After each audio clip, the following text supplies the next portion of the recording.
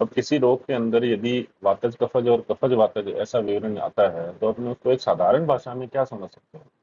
अगर साधारण भाषा की बात करें तो बिल्कुल सिंपल सा अगर उसकी केस हिस्ट्री लेते हैं, मान लो विबंध का पेशेंट आया, तो पहले रोगी ने डाइटिंग शुरू करी थी या अकाल भोजन या अभोजन की स्थिति हुई कि समय से नहीं खाता था या कई बार डाइट स्किप हो जाती, या मिताशन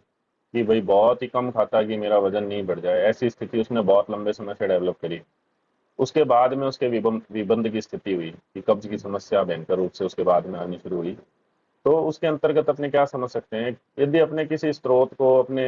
एक पाइपलाइन की तरह समझें तो स्रोतावरोध की कंडीशन तो निश्चित रूप से हुई उसके। अब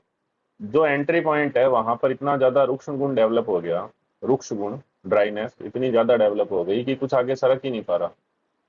तो एकदम एंड पोजीशन के ऊपर कुछ पहुंच ही नहीं पाएगा तो आगे उत्तरोत्तर पोषण भी नहीं मिला, जो भी भोजन या अन्य जो ऊर्जा के स्रोत अपने होते हैं कुछ उसका पोषण आगे नहीं पहुंच पाया, जिसके कारण आगे धातुक्षय की स्थिति हुई। या इसका सेकेंड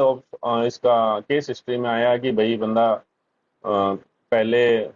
खूब खाता पीता था, पहले का पचने से पहले दूसरा खा लेता, दूसरा से पचने के पहले तीसरा खा लेता, अभिसंधि आहार ज्यादा लेता या गरिष्ठ आहार ज्यादा लेता, जिसके कारण एंट्री पॉइंट के ऊपर इतना जमावड़ा आ गया कि उसका आगे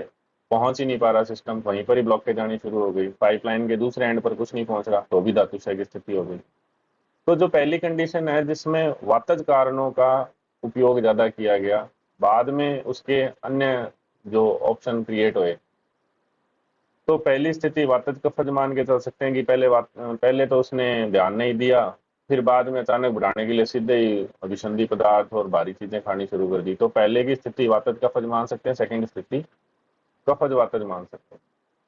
तो ये बहुत छोटा सा एग्जांपल है बेसिक लेवल का, यदि अपने इसकी डिटेल आगे देखें तो इसमें बहुत सारे ऑप्शन मिल जाएंगे, लेकिन यदि